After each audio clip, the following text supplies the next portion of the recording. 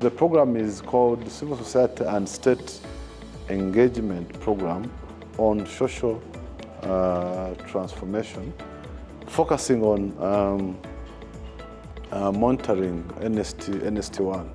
But as you all know, the NST1 ended. The objective of this program is to contribute towards the role of civil society in contributing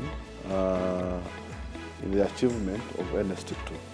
So the government has done a lot, but as you know, the government can't do everything because even civil society has its responsibilities. So as civil society, we are looking at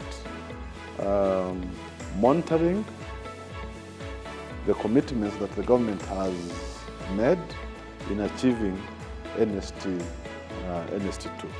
When NST2 comes, it's going to be super important that we look into the NST2 to see what it's actually inside that document. And also it's interesting to see if there's a difference between NST2 and 1 and where those differences might be. Because when we start looking at the NST 1 and 2, and when we use them to engage in a dialogue with the government, we are going to be so much more successful in our advocacy efforts, no matter which pillar we belong to. And this is why it's important for us from the civil society, because when we can support both the citizens and also the government, we have, because we are, as someone told me the other day, we as civil society, we are at the very end of the line. We are closest to the people. So we hear what the people say, feel, think, and experience, whereas sometimes the government is pretty far away from the people. So we become the voice of the voices, which I think is quite important.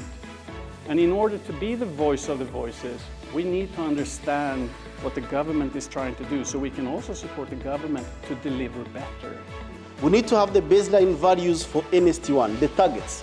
What has been achieved and what are we contributing to that? Because it's not from 0 to 100, it's from a certain number that has been achieved by NST2 that you're going to measure the progress about in regards to when NST2 ends, okay?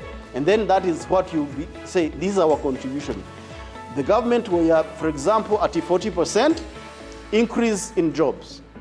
Now, we need to be able to put this number to at least 70% during the end of NST2. Then, evaluation now happens that at the end of NST2, you see what contribution have we been able to make in terms of jobs creation or employment and things like that.